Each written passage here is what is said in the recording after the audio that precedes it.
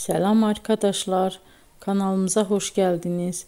Bugün sizler için sevimli oyuncularımız Birce Akalay ve İbrahim Çelikkol'dan çok güzel kareler hazırladık. İbrahim Çelikkol, Kör Düğüm, İffet, Siyah Beyaz Aşk, Merhamet ve birçok dizide rol almış ve herkesin beğenisini kazanmıştı. Biz de sizler için onların en romantik videolarını derleyip topladık. Arkadaşlar, kanalıma abone olup yorum yazmanızı, videonu sona kadar izleseniz çok sevinirim. Herkese teşekkür ederim. Bizden bu kadar arkadaşlar.